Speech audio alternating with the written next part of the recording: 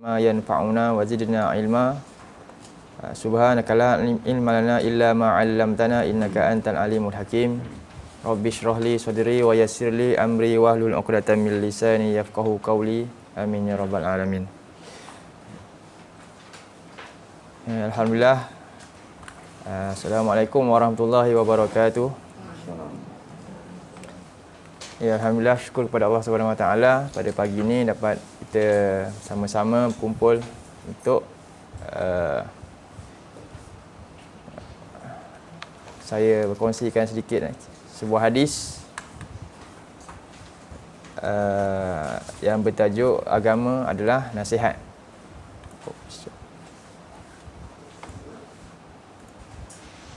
Jadi ini nota lah yang saya belum lagi publishkan dia lah. Tapi tengah dalam rangka lah. Ini insyaAllah kita tengok balik hadis ni.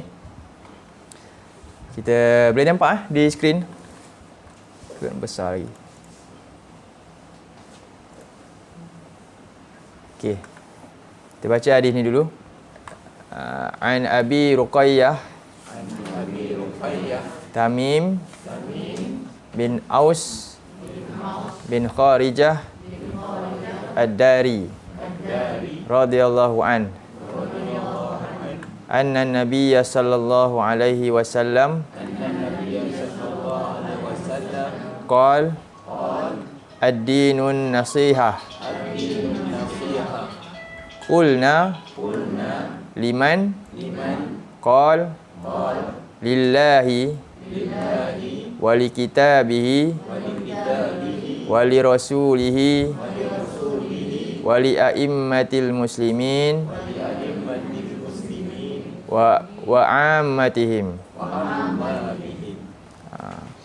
Daripada Abu Ruqayyah Tamim bin Aus bin Kharijah Ad-Dari. Ini seorang sahabat Nabi yang kita kenal dia Tamim Ad-Dari ya. Yang mana hadis yang terkenal adalah hadis Ad-Dajjal Al-Jassasah ya. Beliau bertemu bersama dengan 30 orang yang naik kapal di sebuah pulau. Bertemu dengan Al-Jassasah, seekor makhluk, satu makhluk yang berbulu, yang tak tahu mana depan mana belakang dia, tak boleh nampak. Dan beritahu tentang orang yang dalam gua, iaitu Dajjal tu. Lalu mereka pun bertemu dengan Dajjal. Lalu beliau ni setelah itu pulang dan terus menemui Nabi, menceritakan kisah ni. Lalu beliau ni masuk Islam. Beliau ni seorang Nasrani. Asalnya agama beliau Nasrani. Ini Tamim bin Aus yang berasal daripada Palestin tempatnya. Dan penganut agama Nasrani dan memeluk Islam pada tahun 9 Hijrah. Kemudian beliau menetap di Madinah sehinggalah zaman pemerintahan Uthman berlakunya peristiwa pembunuhan Uthman. Fitnah yang besar ketika itu. Setelah itu beliau pindah menetap di Palestin semula sehingga meninggal dunia pada tahun 40 Hijrah. Ini sedikit tentang tokoh yang meriwayatkan hadis ini yang bernama Tamim bin Aus Ad-Dari.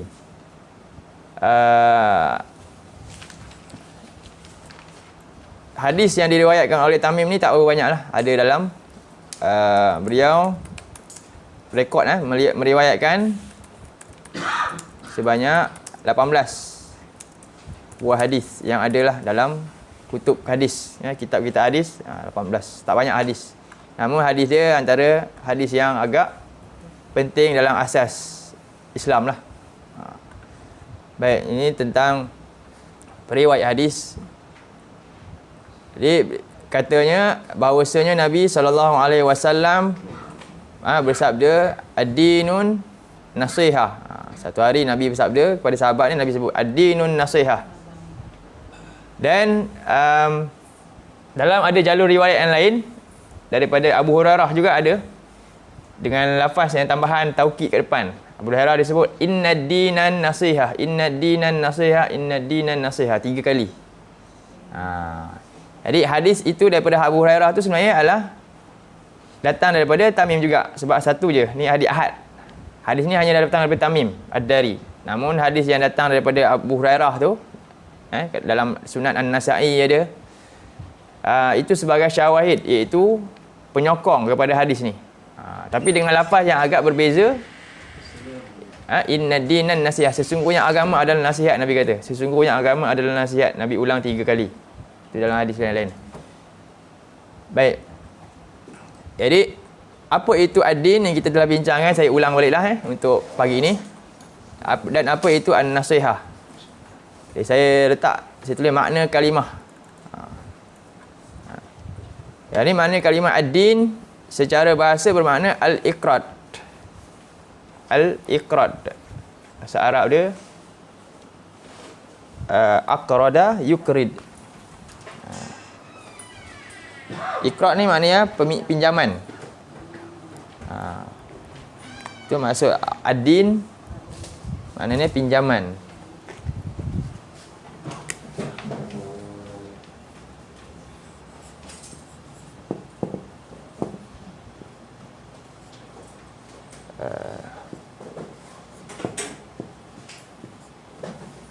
Apa makna dia? Ini dari segi bahasa dia.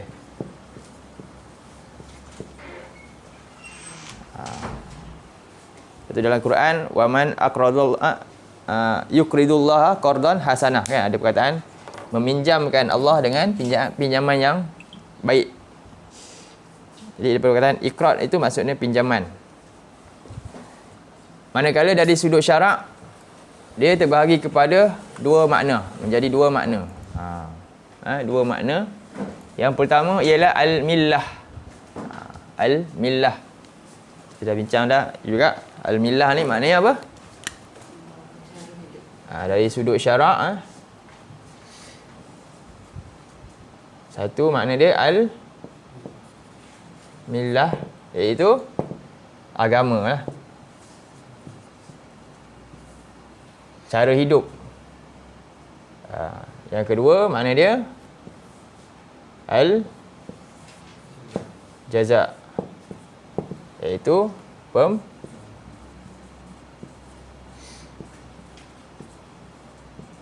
pembalasan. Ini 2 makna juga dari segi syaraknya. Jadi al-millah ni di mana tempat dia? Di dunia.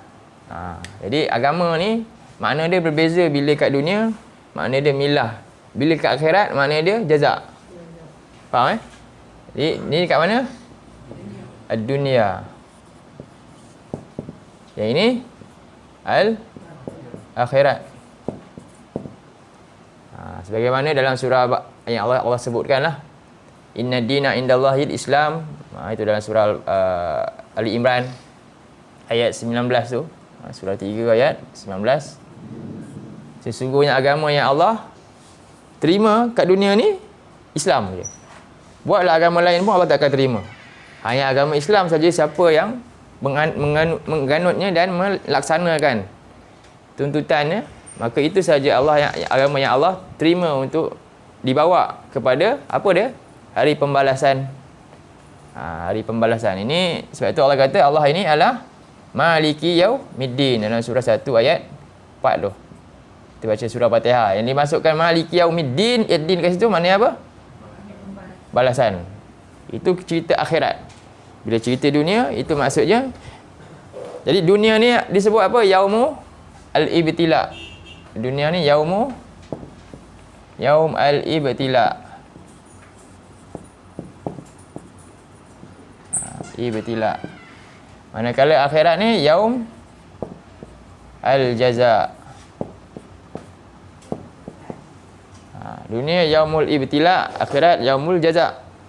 Jadi hari ujian, iaitu manusia ni nak diuji sama ada benar-benar nak ikut agama atau dipilih yang lain.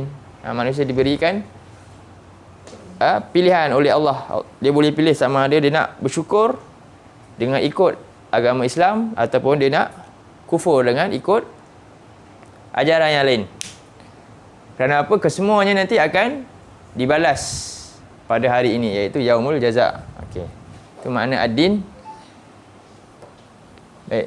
Jadi saya tulis di sini makna yang pertama mencakupi makna dari hari di dunia, yaumul ibtila. Dunia merupakan tempat ujian. Manusia memilih jalan hidup berdasarkan ilmu yang diperolehi dan beramal sesuai dengannya. Dunia adalah hari manusia ini diuji. saat ni.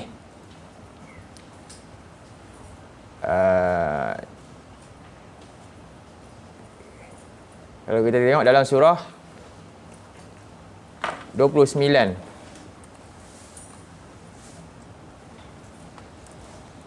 ayat 1 hingga 2.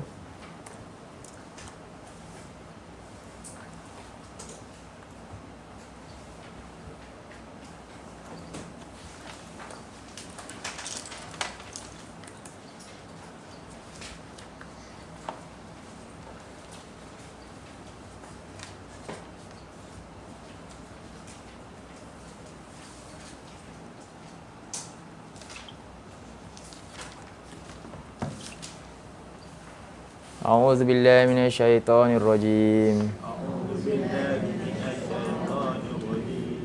Alif lam mim. Ahasiban nasu ay yutraku ay yaqulu amanna wa hum la yuftanun.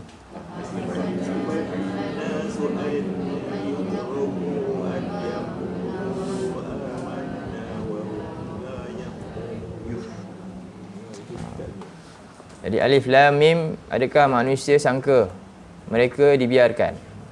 Di dunia adalah hari ujian. Maka ujian tak akan dibiarkan manusia tenang-tenang je. Bersukaria saja. Sebab tu kalau kita kat dunia pun, namanya pun kalau time exam ada tak nak seronok-seronok je? Tak. Masa sebelum exam pun semuanya sibuk. Semuanya tak sempat lagi dah nak buat apa-apa. Ketika exam dah dekat. Itu lebih-lebih lagi lah tentang akhirat ni. Adakah manusia sangka mereka ni hanya dibiar je hari ni hidup bercuti sana ke, berseronok saja ke dunia ni, dapat makan, dapat minum, dapat cari makan dengan gaji yang ada, lepas tu pergi enjoy sana sini. Adakah itu manusia dibiarkan mereka buat benda tu saja-saja? Tidak. Semua itu adalah merupakan ujian daripada Allah. Ay yaqulu, iaitu ujian dalam bentuk keimanan mereka.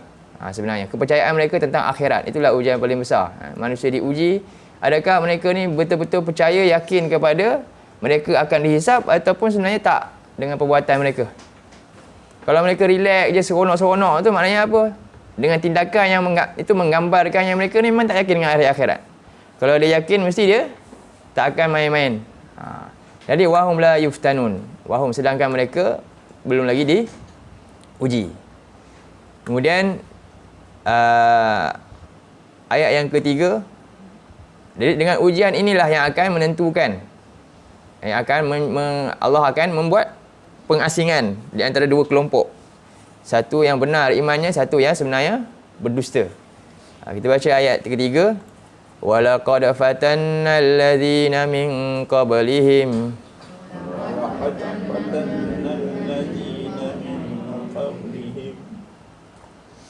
fala ya'lamanna Allaha alladhina sadaqu wa la ya'lamanna al-kadhibin.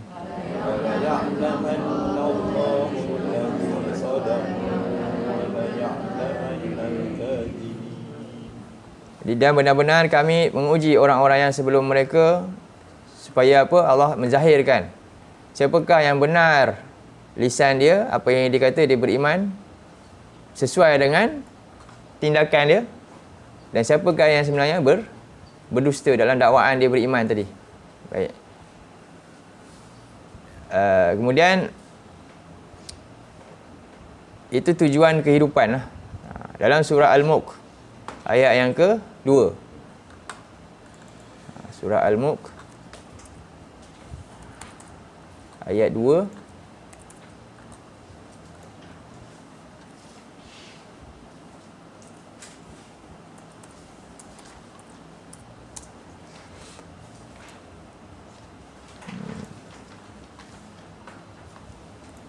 A'udzu billahi minasyaitonir rajim. Alladzi khalaqal mauta wal hayata liyabluwakum ayyukum ahsanu amala.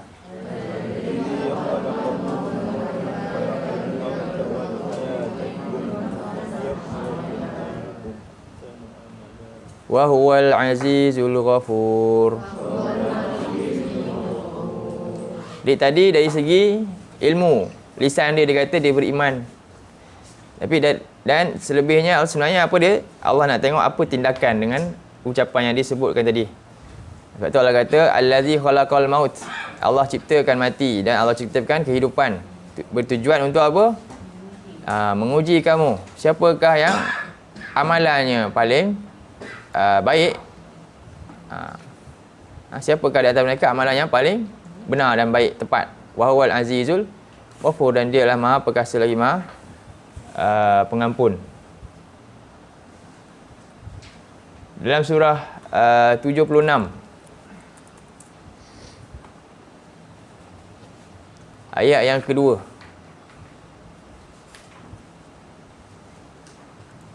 lalu Allah berikan kelengkapan buat manusia supaya manusia tak ada alasan lagi dah. Kan? Kalau dalam ujian contohnya saya tak dapat jawab sebab cikgu tak pernah ajar saya. Saya tak boleh nak jawab soalan ni. Saya tak ada kemampuan sebab tak apa? Tak ada kelengkapan. Saya tak ada pen. Macam mana saya nak jawab? Saya tak ada mata. Jadi saya tak tahu. Saya tak ada telinga. Lalu Allah berikan semua kelengkapan agar manusia tak ada lagi alasan untuk kata yang dia tak tahu. Untuk dia tolak nanti yang dia Allah menganiaya dia contohnya. Jadi Allah kata dalam ayat ni, a'udzubillahi minasyaitonirrajim. Inna khalaqnal insana min nutfatin amsyajin nabtalihi faja'alnahu sami'an basira. Inna khalaqnal insana min nutfatin amsyajin nabtalihi faja'alnahu sami'an basira. Jadi sesungguhnya kami ciptakan manusia ini daripada nutfah, iaitu setitis air yang bercampur. Nabtalihi, untuk kami ujinya. Lalu kerana Allah nak uji tu, Allah apa? Jadikannya panca indera, sami'an. Inilah alat paling utama, iaitu pendengaran dan penglihatan. Pendengaran ni untuk apa? Mendengar perkhabaran, wahyu. Manakala penglihatan adalah untuk melihat kauniyah, iaitu ciptaan Allah. Itu dua bentuk jalan untuk manusia ini mengenal pencipta dia. Manusia wahyu, mendengar wahyu. Sebab wahyu ni gaib. Ketika turun wahyu, siapa pun tak nampak. Jibril dan sebagainya. Nabi je diberikan wahyu, lalu Nabi sampaikan wahyu dan didengar oleh para sahabat. Jadi sifat dia apa? Gunakan telinga untuk apa? Dengar khabar daripada Allah dan Rasul, bukan dengar khabar daripada yang lain. Dan dengan perkhabaran itu juga untuk menguatkan lagi manusia ni dengan penglihatan. Dengan wahyu yang disampaikan itu diperlihatkan Allah manusia realiti yang kita boleh lihat dengan mata kepala kita, basirah. Dan kemudian setelah itu Allah kata, inna hadainahu sabila imma syakira wa imma kafura.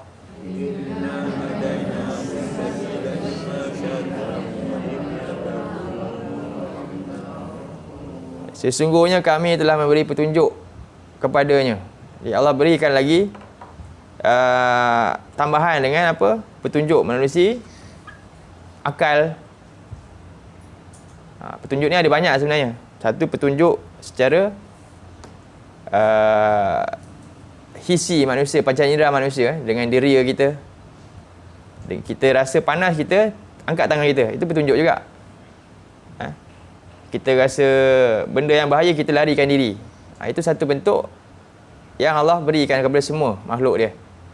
Dan yang lebih besar lah, Allah berikan petunjuk dalam bentuk wahyu. Inilah yang membezakan di antara petunjuk yang diberikan kepada khalifah ni, manusia, dengan yang lain lah.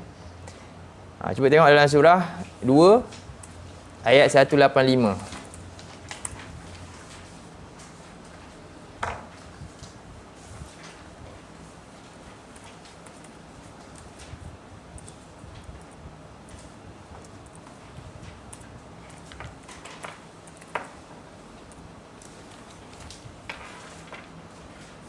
A'udzu billahi minasyaitonir rajim. Syahrul Ramadan alladzi unzila fihi al-Qur'anu hudan lin-nas.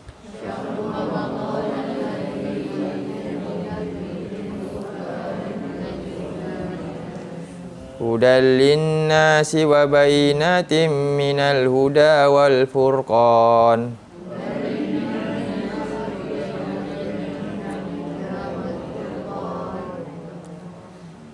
Jadi pada bulan Ramadan permulaan diturunkan padanya Al-Quran. Hudan linnas sebagai petunjuk buat manusia. Wa bayyinatin minal huda dan penjelasan-penjelasan daripada petunjuk. Jadi di sini dua bentuk. Pertama, Quran ni adalah bayan, penjelasan. Jadi kita kena belajar usaha untuk apa? Fahamilah makna-makna dia. Melalui bahasa dia sendiri, bahasa Arab tu. Dan bagaimana nak laksanakan pula, dijelaskan lagi perincian melalui Rasulullah. Wa bayyinat. Rasul menjelaskan bagaimana untuk laksanakan Quran. Dan dengan kedua-dua ni datangnya Quran sebagai menjadi prinsip dan Rasul bagaimana untuk menjalankan prinsip tersebut, maka manusia akan dapat furqan setelah melakukan kedua tu. Wal furqan. Dengan kedua-duanya manusia menjadi bertakwa dan mendapat furqan. Jadi ini perkara yang tujuan Quran ni turunlah. Dalam surah 8 ayat 29. A'udzu billahi minasyaitonir rajim. Ya ayyuhalladzina amanu in tattaqullaha yaj'al lakum furqana.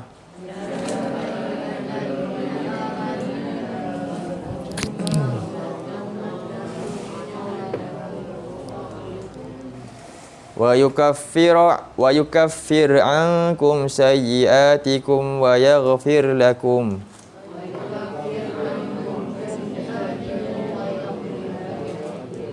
Wallahu zul fadlil azim. Ya ayyuhallazina amanu, wahai orang-orang yang mengatakan saya beriman, mengaku beriman. Jadi Allah kata in tattaqullah. Jadi beriman tu dah takwa lah kan. Jadi mana iman ni dia perlu diperkukuhkan. Diperkukuhkan. Lepas tu ada ayat lain, ya ayyuhallazina amanu aminu billah. Dalam ayat lain. Maksudnya beriman tak cukup. Iman ni bukannya bila dia statik, tak. Sentiasa boleh berubah sama ada naik atau turun. Jadi Allah kata, wahai orang yang beriman, jika kamu bertakwa kepada Allah, iaitu menjaga setiap masa, menjaga segala hukum perintah Allah ni setiap masa, Allah akan yaj'al lakum furqana. Allah akan menjadikan untuk kamu furqana, iaitu tadi mengambil Quran ni sebagai petunjuk dan mengambil Rasul ni sebagai contoh yang terbaik dalam mengikuti petunjuk tersebut. Jadi jika manusia laksanakan ini, ikut Quran betul-betul, ikut sunnah Nabi ni sungguh-sungguh dan menjaganya sentiasa, Allah akan menambahkan apa? Manusia itu tahu mana batil, mana hak dan mana batil. Furqan ni ada pemisah. Manusia dapat tahu mana benar dan mana salah. Wa yukaffir ankum sayyi'atikum, dan akan mengeluarkan kamu hapuskan dosa-dosa kamu dan mengampunkan kamu. Wallahu zul fadlil azim, dan Allah adalah pemilik kurniaan yang agung. Jadi ini hidup ini adalah ujian untuk Allah uji kita. Adakah benar-benar manusia ni ikut petunjuk Allah ataupun mengikut keinginan hawa nafsunya sendiri. Namun Allah telah menetapkan satu syarat, iaitu hanya satu agama yang diterima di sisi Allah, iaitu agama Islam saja. Manusia boleh ikut yang lain, bahkan mereka tetap juga diberi makan, diberi minum sama, tapi hakikatnya mereka kelak akan menyesal lah di akhirat kelak. Ini dalam surah 3 ayat 185, 3 ayat 19, ayat 85. Dua ayat ni, dan juga surah 2 ayat 208. Surah 2 208 prinsipnya. Tengok dalam surah 3 19 tu. A'udzubillahi minasyaitonirrajim. Inna ad-dina 'indallahil Islam. Sesungguhnya milah, agama yang ada di sisi Allah, yang Allah terima hanyalah Islam saja. Jadi Islam ni dia ada dua lah. Manusia ni diuji dengan dua. Ikut Islam ni dari sudut apa? Al-ilm dan al-amal. Kita diuji dua ni. Ujian yang dimasukkan, diuji dengan ilmu. Sungguh-sungguh tak kita nak ambil ilmu daripada Allah? Dan sungguh-sungguh tak setelah ada ilmu kita nak laksanakan? Jadi inilah golongan yang, jika kedua-dua ni selari ni, Allah sebut an'amta alaihim dalam surah Fatihah tu. Golongan yang Allah beri nikmat. Kenapa? Dia berilmu dan mengamalkan ilmu yang dia tahu. Manakala di sebaliknya ada golongan yang Allah murka, al-maghdubi alaihim, iaitu golongan yang dia tahu kebenaran tapi dia menolaknya. Dengan apa? Tak mau ikut, tak mau beramal dengannya. Ini golongan yang Allah murka. Dan seterusnya golongan yang sesat, iaitu apa? Tidak ada ilmu dan salah dalam beramal. Ini yang ketiga. Ad-dhalin walad-dhalin. Ini terpecahnya manusia jadi 3 golongan kelompok ni. Baik. Dalam surah 3 tadi juga ayat 85, ya Allah sebutkan wa may yabtaghi ghairal islami dinan falan yuqbala minhu wa huwa fil akhirati minal khasirin. Surah tu. Nampak?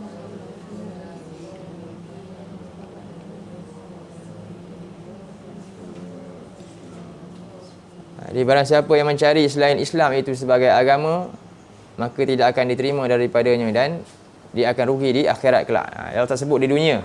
Di dunia dia rasa macam dia lebih beruntung.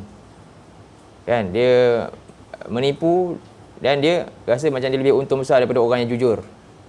Sedangkan di akhirat dia rugi. Maksud mencari selain Islam ni apa dia? Juga iaitu dia tak ambil sepenuhnya Islam. Itu juga maksudnya dia cari agama lain lah. Dia tak ambil Islam sepenuhnya. Kalau betul-betul dia mengambil Islam ni betul-betul, dia tak cari selain Islam, maka dia akan anggap Islam itu sempurna. Maka tak akan memungkinkan dia untuk ambil sebahagian dan tinggal sebahagian. Dalam surah 2 ayat 208. A'udzubillahi minasyaitonirrajim. Ya ayyuhalladzina amanu dukhulu fis silmi kaffatan wa la tattabi'u khutuwatis syaitan.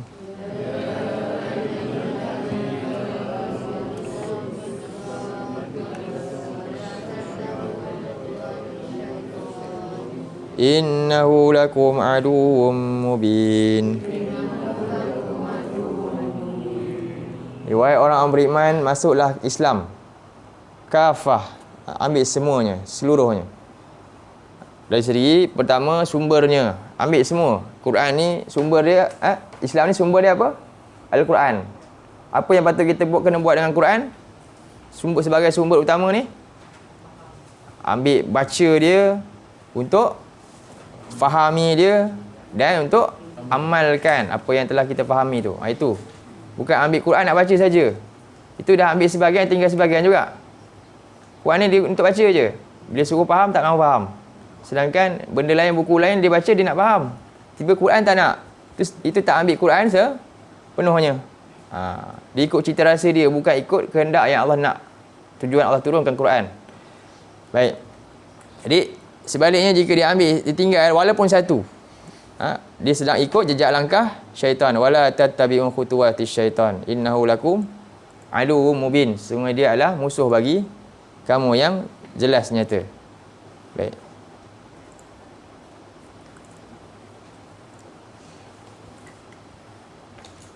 Jadi oleh kerana itulah Allah mengutuskan Rasulnya untuk memperjelaskan cara hidup Islam ni. Allah utuskan Nabi SAW membacakan ayat-ayat Allah, dan ini merupakan nikmat buat manusia. Dan terutamanya nikmat kepada orang-orang yang beriman. Dalam surah 3 ayat 165.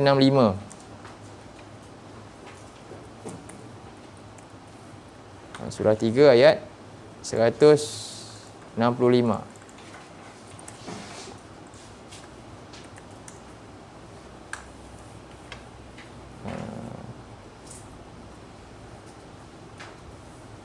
Satu nampak. A'udzubillahi minasyaitonirrajim. Laqad mannallahu 'alal mu'minina idz ba'atha fihim rasulan min anfusihim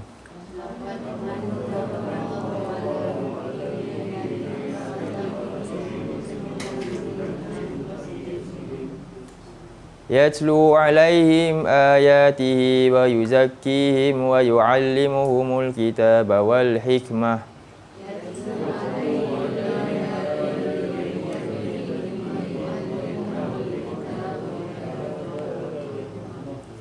wa in kanu min qablu lafi dhalalin mubin.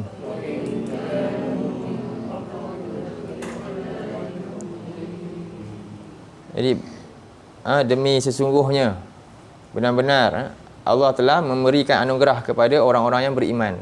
Manna ni maknanya jasa, anugerah yang dicapai tanpa ada susah payah dapat dia. Ya, Allah berikan anugerah tu kepada manusia ni melalui izba'asa fihim rasulan, ketika Allah utuskan kepada mereka seorang rasul, Nabi Muhammad sallallahu alaihi wasallam, min anfusihim, dari kalangan mereka sendiri, daripada kalangan bangsa Arab itu yang terdekat, bahkan dari kalangan manusia kita itu sendiri, supaya apa? Manusia boleh beramal semampu mungkin untuk ikut jejak Nabi, yang mana Nabi juga manusia. Nabi kahwin, Nabi makan, Nabi minum. Jadi demikianlah, itu menjadi contoh teladan terbaik untuk kita. Jadi apa Nabi buat? Tugas utama yang pertama sekali, yatlu 'alaihim ayatihi. Ini nombor 1. Tilawah, Nabi membacakan ayat-ayat Allah kepada manusia, menyampaikan ayat-ayat Allah kepada manusia. Jadi inilah tugas juga kita yang mewarisi apa yang Nabi bawa. Apa dia? Banyaklah juga memperkenalkan Quran ni kepada orang. Menyebarkan ajaran Quran ni, prinsip-prinsip Quran kepada semua manusia dengan bacakan ayat-ayat Allah. Kerana apa? Kerana ayat ni merupakan izzah kepada kita. Kita rasa izzah yang besar dengan sampaikan ayat Allah. Itu tanda-tanda orang itu benar-benar mengagungkan kitab Allah ni. Wa yuzakkihim, dan dengan ayat tersebut mayuzakkihim, mensucikan mereka, wa yu'allimuhumul kitaba wal hikmah, dan mengajarkan mereka ni kitab dan hikmah, hukum hakam dalam kehidupan. Wa in kanu min qablu lafi dhalalin mubin. Jadi tanpa Quran ini dibacakan kepada manusia, manusia sebenarnya berada dalam apa? Sebab tu Nabi kata dalam hadis apa? Orang yang tak ada hidup dia, tak ada Quran ni, macam rumah yang roboh. Rumah yang roboh. Bayangkan, kita kalau tak ada Quran, apa yang akan sampai? Kalau anak-anak remaja hari ni kan, sekolah nak harapkan silibus Quran betul-betul pun baca je lah kot. Dia nak faham betul-betul ada tak? Kecuali orang yang masuk sekolah agama lah. Allah Ta'ala, itu masalah besar. Lebih ramai kita ni buat macam ni atau tak? Ni kan, Nabi ni kerja dia apa? Yaslu, ni full time Nabi. Sampaikan ayat Allah. Gak-gak hari ni, sampai tak perkara ni pada orang Islam? Sampai tak? Sebab Allah kata dalam ayat ni, kalau tak sampai, kebanyakannya orang ni sebenarnya dapat petunjuk ke sesat? Kita rasa relax je. Yang sampai pada mereka apa? Media yang tak ada kaitan pun dengan ni. tak kenal siapa Tuhan, tak kenal apa sebenarnya prinsip dalam Quran yang nak ditanam dalam jiwa manusia ni yang mewujudkan iman tadi. Tak kenal. Sebab itu kalau kita tak buat kerja ni, kan, apa jadi kakak? Hilanglah. Hilanglah agama itu. Bukan nama dia hilang, prinsip hilang. Agama Islam tetap ada, dia dah jadi mainstream, dah jadi kan. Dah ada, memanglah. Tapi apa yang akan hilang, dia punya prinsip dia. Lambang BMW kereta tu ada lagi. Kan? Tapi apa, dah kena modify habis, dah tak tahu dah. Dah bukan BMW lah hakikatnya. Nampak je kat luar body je. Islam pun nampak je body je. Tapi apa? Hancur kat dalam dia. Sebab apa? Prinsip telah hilang. Nabi ni sampaikan Quran untuk apa? Membentuk prinsip dalam jiwa manusia tu. Dia tahu. Sebab itu hari ni sampaikan orang Islam sendiri kata apa? Agama semua ada nilai kebaikan. Semua sama. Kan? Masuk je prinsip lain, semua orang keliru. Orang Islam pun keliru. Dia tak tahu apa agama dia nak sebenarnya. Jadi dia ikut je lah. Betul juga kata orang ni Padahal orang tu musuh Islam. Dia pun kata, okey juga pandangan dia. Nampak? Orang Islam tak ada prinsip. Sebab apa? Kita tak buat kerja yang Nabi buat. Kerja Nabi buat ni dihantar ke siapa? Ustaz je. Kan? Sepatutnya semua kena usaha. Sebab apa? Ramai yang suka mendengar tapi tak suka untuk mengajar. Itu masalah dia. Dia datang belajar untuk dengar. Dia bukan datang untuk belajar, tujuan dia dapat ilmu untuk sebarkan. Ini masalah paling besar dalam umat Islam ini. Tengok sahabat Nabi. Lepas tu ada tak dia macam tu je? Tak. Terus pergi. Terus sampaikan. Jadi ni satu benda yang pedih. Tapi ini cabaran besar yang kita kena usahakan juga. Biar ramai yang boleh. Yaslu alaihim. Bacakan mereka ayat-ayat Allah. Tunjukkan kat mana bukti-bukti yang Allah sebut dalam firman dia. Kita tak suruh orang nak hafal lagi ni. Kita nak kenalkan je. Jadi ini nikmat yang besar sepatutnya yang kita kena hargai. Dengan apa? Kita ikut jalan ni. Baik. Kemudian maka dari hal itulah ini manusia yang terbagi menjadi kelompok. Kelompok pertama golongan yang beroleh nikmat daripada Allah, iaitu golongan yang berilmu, menerusi ilmu Allah, Al-Quran dan beramal sesuai dengan ilmunya yang telah dia ketahui. Kelompok kedua ialah golongan yang dimurkai Allah, iaitu golongan yang mengetahui kebenaran menerusi ilmu Allah namun menolak untuk beramal sesuai dengan apa yang telah diketahuinya. Ini yang dimurkai Allah. Dan kelompok ketiga ialah golongan yang sesat daripada jalan Allah kerana jahil dan beramal tanpa ilmu pengetahuan dari sisi Allah. Jadi inilah ad-din yang kita kena fahami. Dengan ad-din inilah menyebabkan manusia ada yang terjerumus dalam neraka. Ada yang kena azab. Kerana ad-din ini. Baik. Manakala makna yang kedua mencakupi makna dia hari akhirat, iaitu yaumul jaza'. Akhirat merupakan tempat untuk manusia diberikan keputusan berdasarkan cara hidup yang telah dipilih ketika di dunia dulu. Dalam satu hadis Nabi sebut innama yub'atsun nasu ala niyatihim. Nabi sebut dalam hadis innama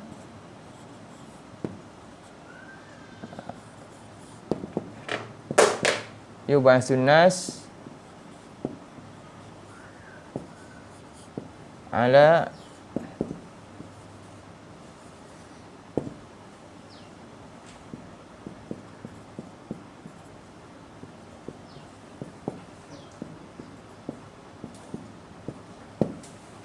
itu begitu aja. Innama yub'atsun nasu ala niyatihim.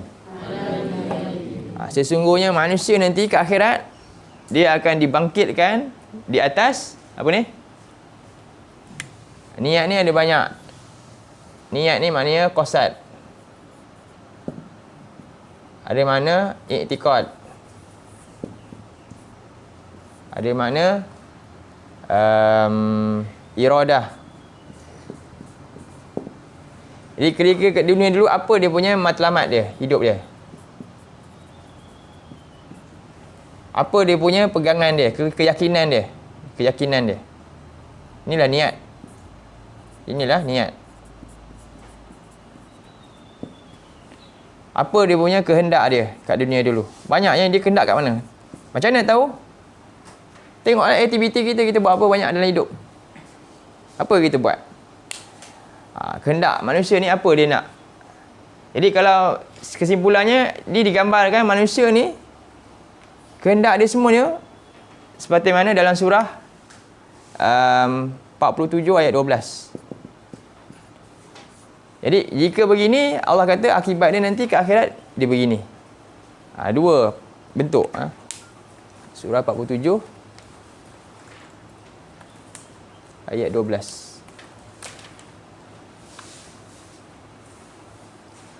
A'udzubillahi minasyaitonirrajim. Inna Allaha yudkhilul ladzina amanu wa 'amilus solihati jannatin tajri min tahtihal anhar.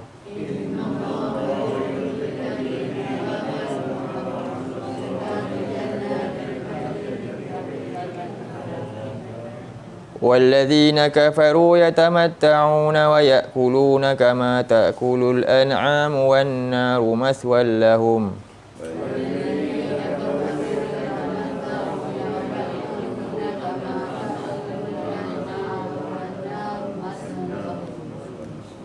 Jadi inilah ad-din.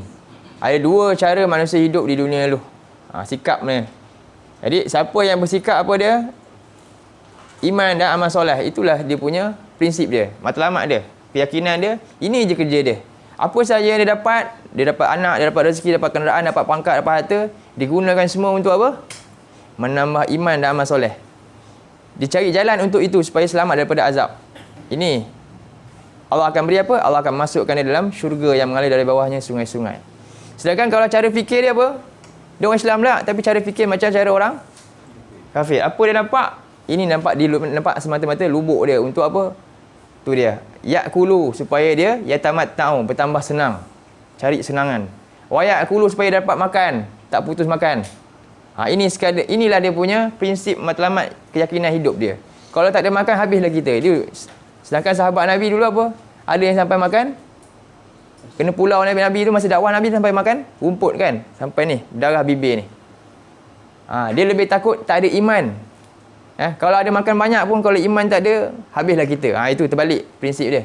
Kita tak, kan, biar ada makan, tak apa, risau makan tak ada, tapi tak pernah risau iman ni tercabut. Ini membezakan cara fikir. Sebab tu ini bukan cerita pasal orang kafirnya. Orang Islam yang sama fikir macam ni. Cara fikir sama macam orang kafir. Walaupun IC dia Islam. Jadi kita kena ubah. Ni Allah sebut dua ciri. Sebab tu manusia nanti akan dibangkitkan bukannya dengan IC dia Islam. Tak. Ni niat kat mana? Siapa yang tahu niat masing-masing? Allah tahu. Bila akan terbongkar niat dia semua, matlamat hidup dia? Hari ni pakai kopiah kan semua. Contohnya. Terbongkar semuanya dalam hati dia lah di akhirat nanti ketika dia bangkit. Rupanya dia ni macam ni. Rupanya. Itulah nanti akan terbongkar. Baik. Sebab tu kita kena bimbang. Ini adalah peristiwa yang akan berlaku. Yaumul Jazak nanti. Penentuan lah pada sekarang ni. Adakah kita cari betul-betul agama kita ni? Bersungguh-sungguh. Baik. Balik pada nota tu.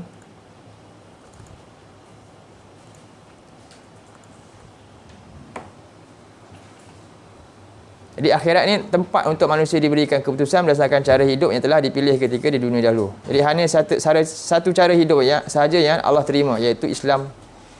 Jadi maka pada hari ini manusia terbagi kepada dua kelompok besar. Golongan beruntung dan golongan yang rugi. Dua je golongan tinggal. Beruntung dan rugi. Sama lah dekat dunia tadi. Tadi ada mukmin, ada kafir. Di akhirat ada yang beruntung dan ada yang rugi. Dalam surah 3 ayat 185.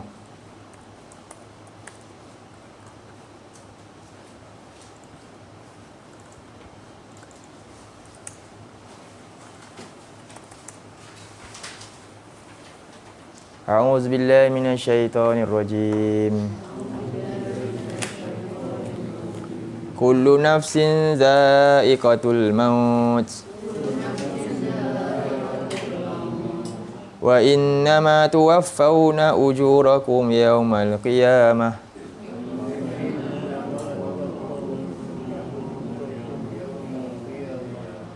Faman zuhziha 'anil nari wa udkhilal jannata faqad faz.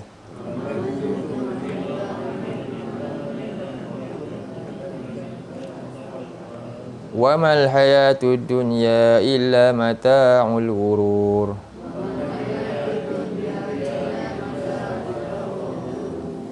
Di setiap jiwa Setiap yang hidup pasti akan menemui kematian, dia akan rasa.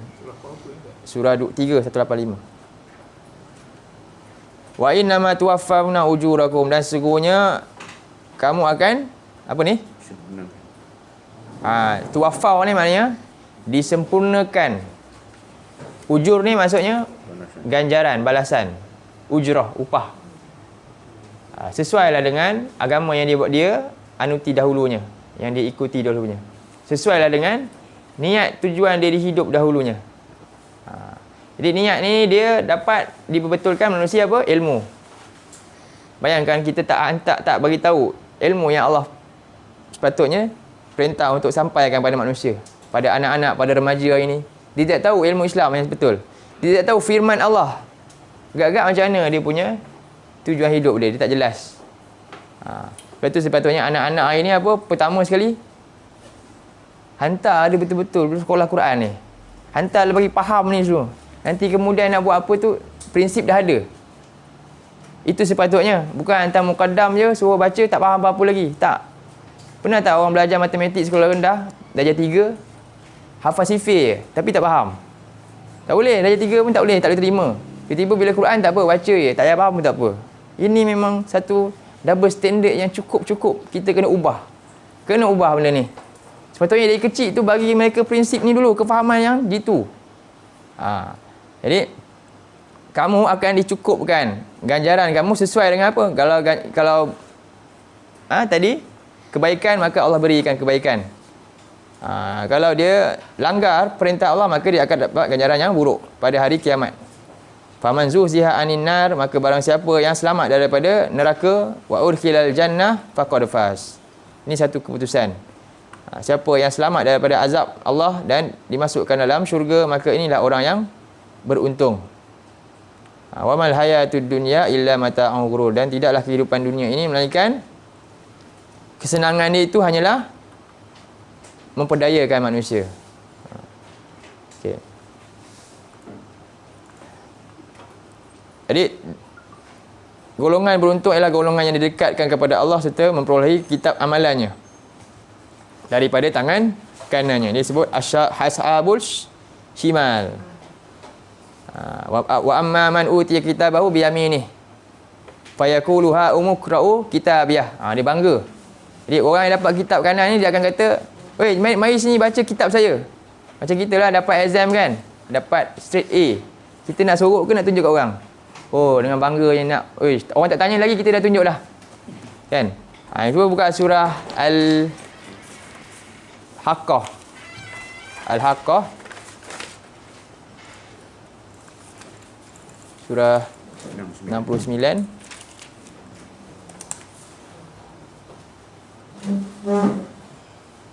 Ayat 19.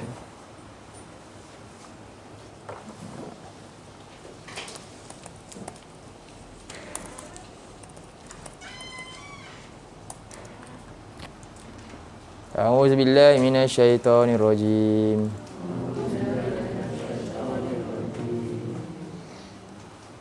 Jadi kalau tengok ayat 18 tu Allah kata yauma idzin turaduna la takhfa minkum khafiyah.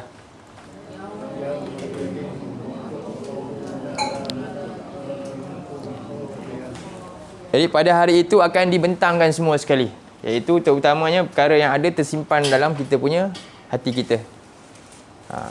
Tidak ada yang tersembunyi daripada kamu sedikit pun. Fa amma man utiya kitabahu bi yaminih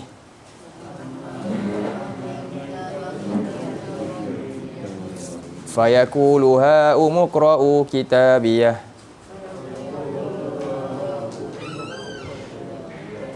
Adapun orang yang diberi kitab daripada tangan kanannya, maka dia akan berkata apa? Ha umqra'u, ambillah, bacalah kitab ni. Jadi dia akan panggil orang lain juga. Dia akan tunjukkan. Kenapa di dunia dulu? Inni zonantu anni mulaqin hisabiyah.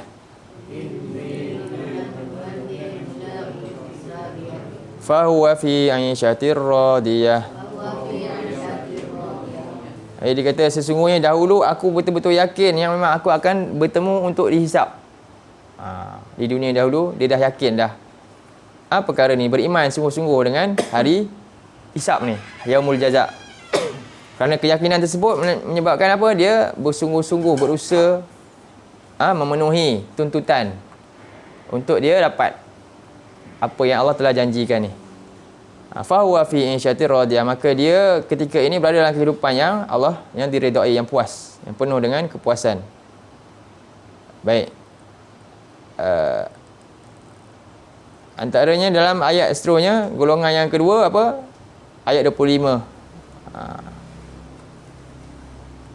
Ayat 25 surah Al-Haqqah. Ayat 25. Kita tengok dalam ayat ni, wa amma man utiya kitabahu bisyimali.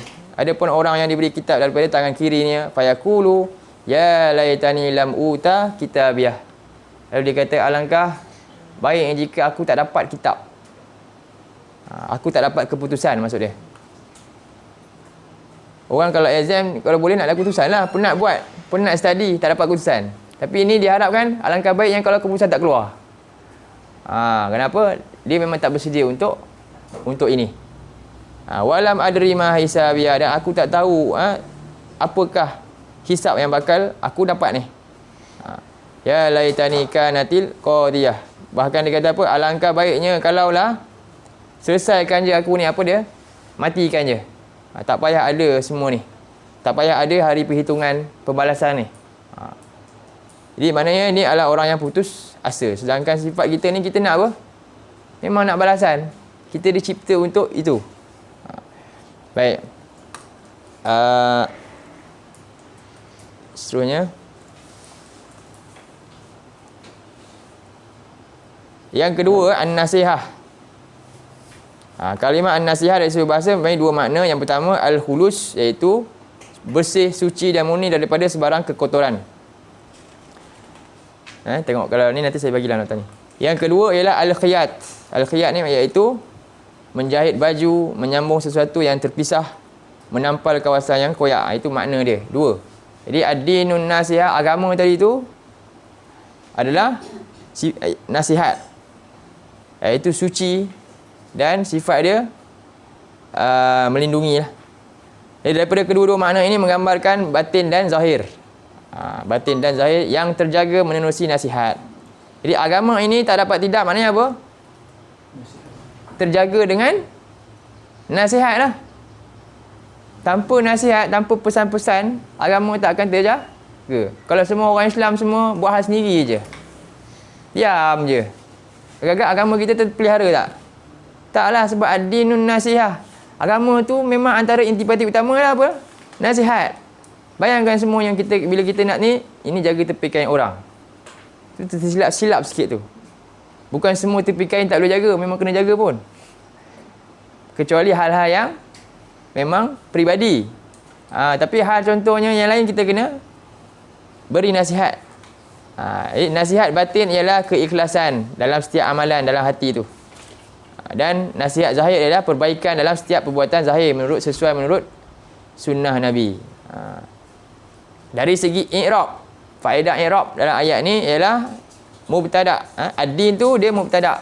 Kita tengok ad-din, an-nasihah dia mubtada'. Dan an-nasihah merupakan khabar dia. Mubtada' khabar. Tapi biasa mubtada' khabar macam mana? Ni yang biasa punya. Ad-din, nasihatun. Ini biasa. Mubtada' dia biasanya ada alif lam. Khabar biasanya tak ada alif lam. Itu normal kan? Tapi dalam ni khabar dia Nabi tulis ad-dinu an-nasihah. Maknanya apa? Lagi kukuh. Agama tu tak akan ada apa-apa tanpa ada nasihat. Wajib untuk kita apa dia? Menasihati, menerusi dengan dalam agama kita ni. Kalau kamu mengaku kamu Islam, sepatutnya hidup kamu, lidah kamu mesti selalu dengan nasihat. Itu tujuan dia. Jadi menunjukkan seolah keseluruhan agama itu intipatinya adalah nasihat, dan tidak sempurna agama tanpa adanya nasihat. Sebab tu itu dia punya dapat daripada bahasa tadi. Kemudian seterusnya liman, kan, sahabat tanya. Kita tengok dalam hadis tu balik. Ad-dinun nasihah, ad-dinun nasihah ini. Kemudian kulna, sahabat tanya, liman, untuk siapa? Liman.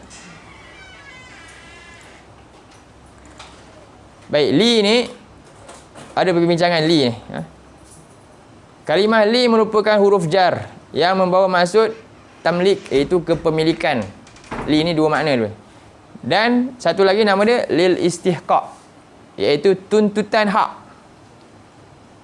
Maknanya seolah-olah sahabat tanya, agama ni hak milik siapa? Nasihat tu hak milik siapa? Bukan semenang-menang sembrono yang main nasihat ikut akal kita, tak. Dia mesti berpandukan siapa? Sebab nasihat tu hak milik siapa? Hak milik Allah nombor satu. Sebab tu kita ada ilmu, maulah boleh nasihat dengan betul. Ini rasa seronok aja, rasa macam okey, ikut emosi je. Bukan begitu. Dia ada dasar prinsip yang betul, disiplin. Kalau tidak, agama rosak.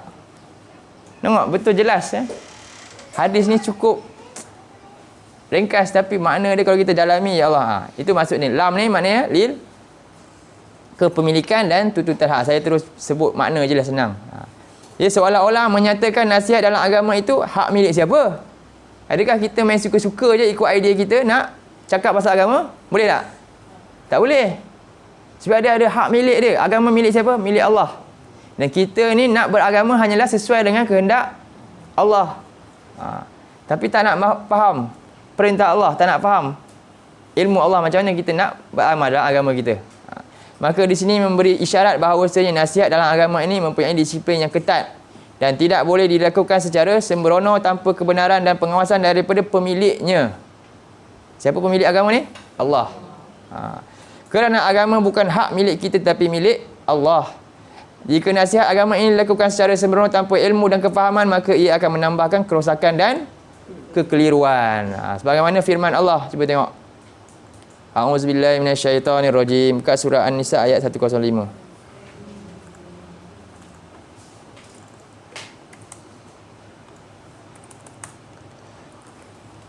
Inna anzalna ilaikal kitaba bil haqqi litahkuma bainan nasi bima arakallah.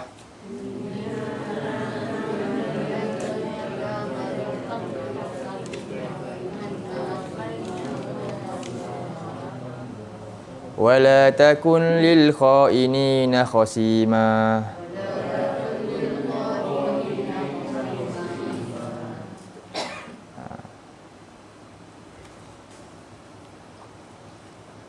Jadi sesungguhnya Allah telah menurunkan kepada engkau Muhammad kitab ini. Ini kepada Nabi juga. Bil haq, dengan kebenaran. Jadi apa Nabi kena buat? Litahkuma bainan nas, supaya kitab ini menjadi dasar, prinsip, hukum kepada semua manusia. Jadi hari ini Nabi tak ada. Siapa yang nak kekalkan macam ni? Apa dia? Umat Nabi lah. Umat Islam, kita. Kita kena jadi apa? Tahkum bainan nas. Jadikan Quran ni hukum kepada semua manusia. Dengan kita sebarkan dia lah, perkenalkan. Kalau manusia tak tahu macam mana? Jadi, tapi berdasarkan apa? Adakah ikut cita rasa sendiri? Bima arakallah. Berdasarkan apa dia? Wahyu daripada Allah. Wa arakallah, pemerhatian daripada Allah. Jadi wala takun lil khain, janganlah kamu engkau bersama dengan orang yang mengkhianat, dalam keadaan akhirnya berlaku permusuhan, berlaku perpecahan. Khasima. Jadi jangan kita khianati agama ni dengan apa? Kita ambil agama ni sesuai ikut kehendak kita. Itu nama dia khianat kepada agama Islam. Sebab apa? Agama ni tak dapat tidak mesti ikut peraturan sunnatullah yang Allah telah tetapkan. Ni ayat dia tentang itu. Sebab itulah maksud li tu, liman maksudnya apa? Siapa? Nasihat siapa? Sahabat ni bertanya.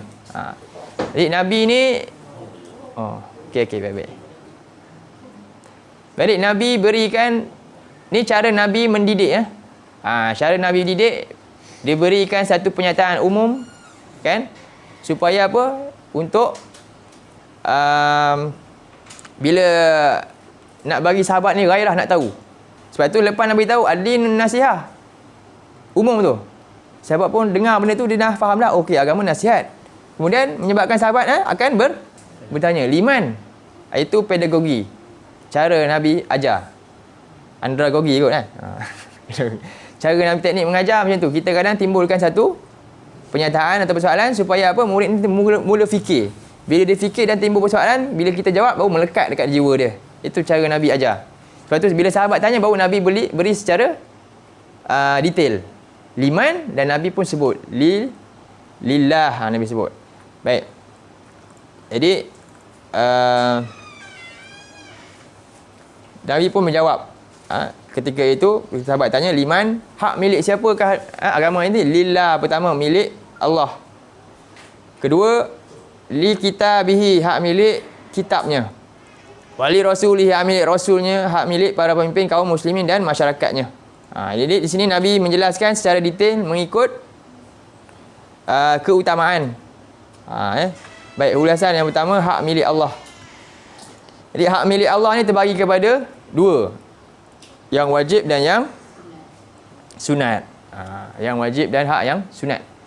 Hak wajib ialah mengesakan Allah dalam hal rububiyah dengan mengakui zat yang maha mencipta, maha memiliki, maha mentadbir seluruh alam, maha memberi rezeki, maha menghidup dan mematikan, memberi manfaat dan menolak mudarat. Ini sedikit tentang rububiyah Allah. Maksudnya apa? Perbuatan-perbuatan Allah dalam alam ini yang memberikan manfaat kepada kita semua. Baik. Itu hak yang pertama. Sebab itulah Islam ni apa dia? Al-ilmu ni apa? Ma'rifatullah pertama. Ni maksudnya ma'rifatullah. Mengenal Allah. Jadi ilmu ni yang dimaksudkan satu, ma'rifatullah. Yang kedua, ma'rifatu ar-rasul. Kemudian yang ketiga, din al-Islam.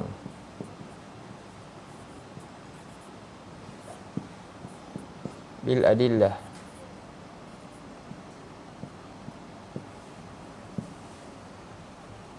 Yang pertama, mengenal Allah. Ini hak Allah. Kita kena mengenal pencipta ni. Siapa Allah? Jadi pertama adalah kita orang yang belajar dan kena ada mengajar tentang ni. Kena ada orang yang mengajar, menyebarkan ni. Menerusi apa? Menerusi tadi arakallah, menerusi apa yang Allah sebutkan tentang dirinya dalam Quran. Siapakah Allah? Antaranya kalau kita tengok dalam surah 77 ayat 54. 7 ayat 54.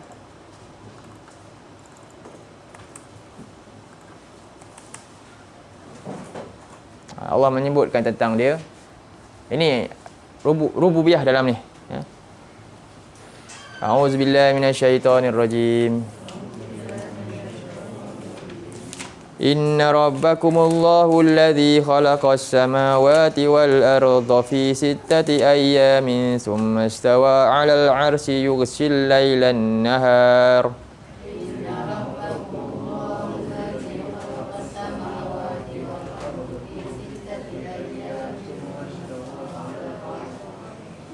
Yatlubuhu hasithan wasyamsa wal qamara wan nujuma musakhkharatin bi amrihi.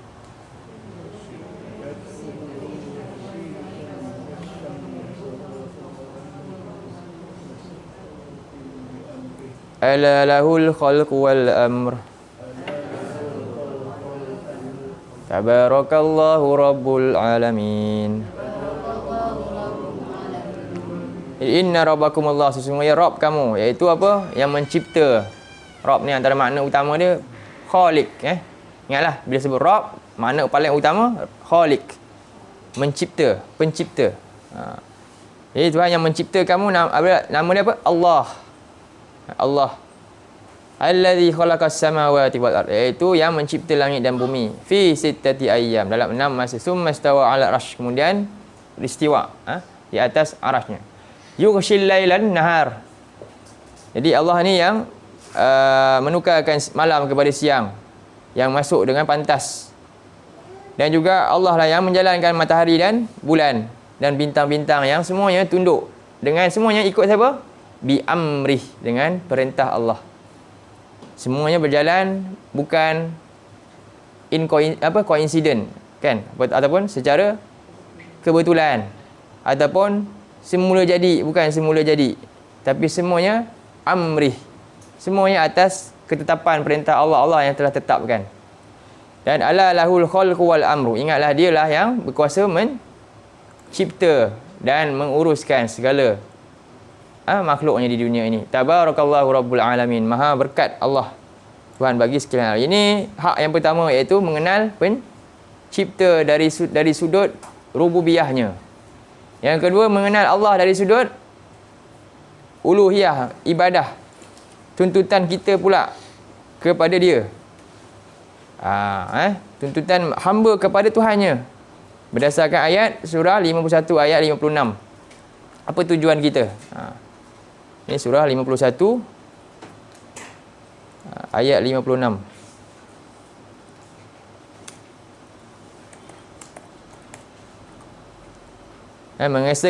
Mengesakannya dalam hal uluhiyah dengan menyerahkan segala bentuk peribadatan kepadanya secara zahir dan batin. Kat surah 51.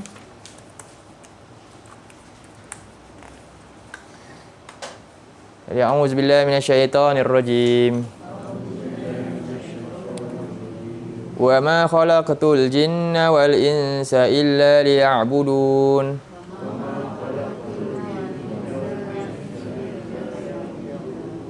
Dan tidaklah aku ciptakan jin dan manusia melainkan supaya mereka mengabdikan diri kepada aku. Dalam tafsiran disebutkan liwahidu ni. Beribadah dengan apa? Mengesakan Allah. Tujukan semuanya bentuk ibadah hanya kepada Allah semata-mata, tanpa ada sebarang bentuk campur aduk, syirik. Disebut syirik lah. Dia campur aduk tu nama dia syirik. Jadi orang yang melakukan kesyirikan ni bukan dia tak akui Allah, keberadaan Allah, tak. Dalam pada dia menyembah Allah juga dia menyandangkan Allah dengan makhluk lain, itu nama dia syirik. Dia kongsi pula Allah dengan yang lain. Dalam pada dia meminta kat ni, dia minta juga kat dia jadi perantara di antara Tuhan. Itu nama dia syirik. Sebab itulah orang Mekah, musyrikin Mekah, dia kenal Allah tak? Ada nama dia Baitullah lagi. Bahkan anak-anak dia ada namakan Abdullah lagi. Abdullah ni nama dia sejak dulu lagi. Masa mereka sembah bahala, ada 360 bahala tu, ada nama Abdullah juga. Ada nama juga dalam pada Abdul Kaabah pun ada. Abdul Uzza pun ada. Mereka campur aduk. Tu nama dia musyrik. Mereka campur adukkan dalam hal ibadah itu. Sebab itu kalau kita tengok sini, pertama apa dia maksud dia? Menyerahkan rasa cinta. Ini rukun ibadah. Cinta, takut dan harap semata-mata kepada Allah. Menyerahkan segala tindakan syariat ibadah itu hanya melalui perintah Allah. Kalau tak ada perintah Allah, kita tak buat. Kenapa saya solat? Sebab Allah suruh solat. Dan tata caranya Allah yang telah tunjukkan, Nabi telah tunjukkan. Seperti solat, berdoa, bernazar, bertawakal, sembelihan, zakat, sedekah, puasa, haji, dan semuanya dilakukan apabila datang perintah dan tata caranya daripada Allah dan Rasulnya.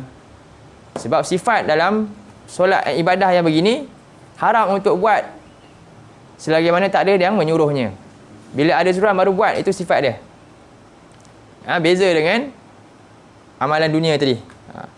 Seterusnya, mengesakan Allah dengan mengimani zatnya, nama-namanya dan sifat-sifatnya yang maha sempurna. Seperti mana yang dikhabarkan melalui wahyu tanpa mentahrif, iaitu meminda. Ini. Jadi 3 benda lah. Hak yang pertama untuk Allah, apa dia? Dari sudut af'alullah, mengenal Allah, Allah mencipta alam ni, rububiyahnya. Dari sudut bagaimana tanggungjawab hamba kepada Tuhannya, beribadah tanpa mensyirikkan Allah. Dan yang ketiga dari sudut sifat nama-nama Allah yang Allah sendiri sebutkan melalui Quran dan hadis dia, tanpa meminda, meniadakan, mentasybih, menyerupakan, mentakif bagaimana pula, dan mentamsil, mengumpamakan. Ini yang ketiga. Ada berapa ni? 1, 2, 3 lah kalau ikut dalam ni. Kita kena buat point lah nanti.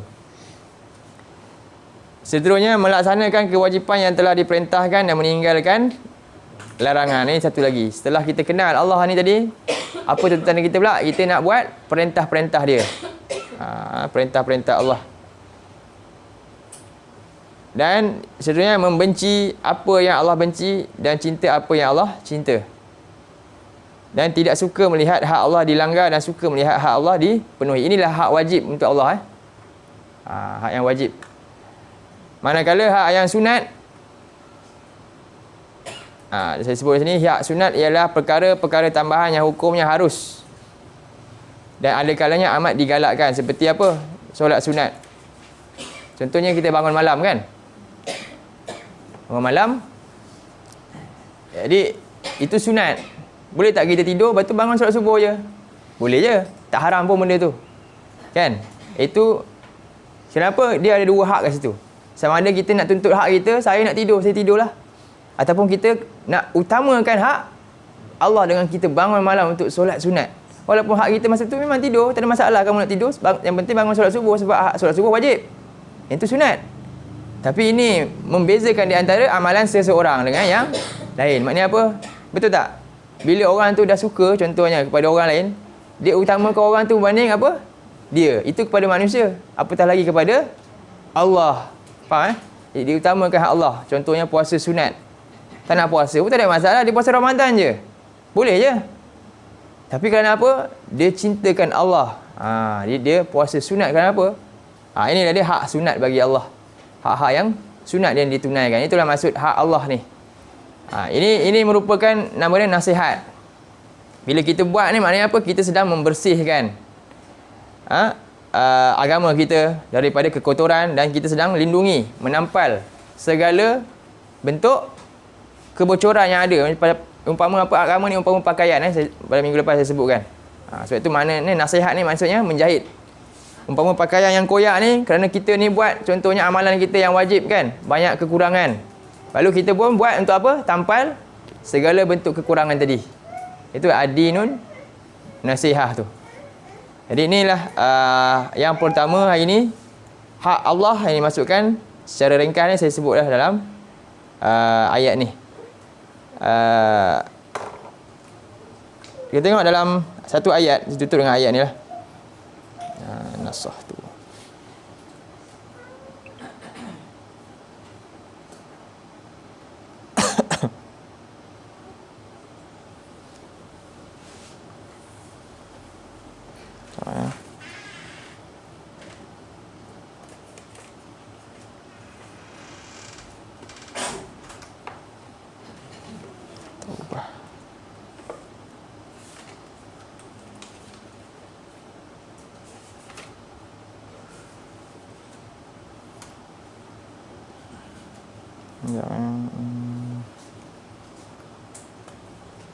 Ayat surah At-Taubah ayat 91.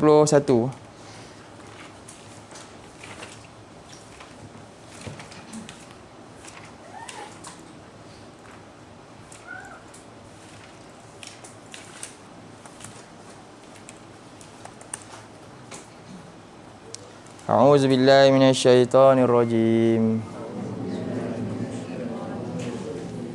ليس على الضعفاء ولا على المرضى ولا على الذين لا يجدون ما ينفقون حرج إذا نصحوا لله ورسوله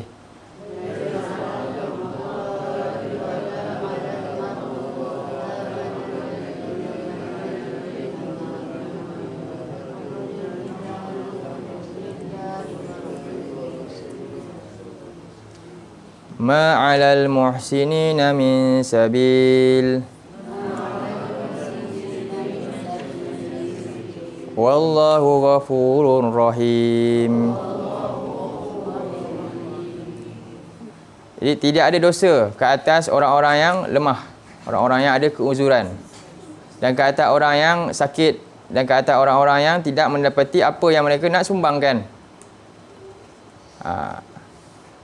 Harajun, kesepitan. Apabila nasahu, jadi Allah guna kalimah nasah. Ni, nasihat. Apa maksud dia? Apabila mereka ni hati dia sungguh-sungguh ikhlas kerana Allah. Tapi apakah daya tak mampu nak buat apa-apa. Ini lah. Sebab itulah bertakwalah kamu semampu-mampu yang kamu boleh. Apa dia dengan bentuk ni lah.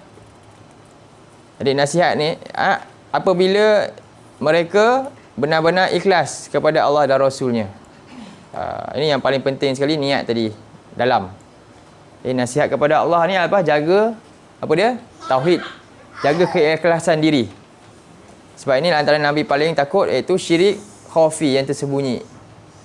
Yang paling besar antara nasihat daripada nasihat Allah yang maksudnya apa? Menjaga hati kita daripada berlakunya kesyirikan sama ada tersembunyi, iaitu kita beramal ni dengan riak tadi.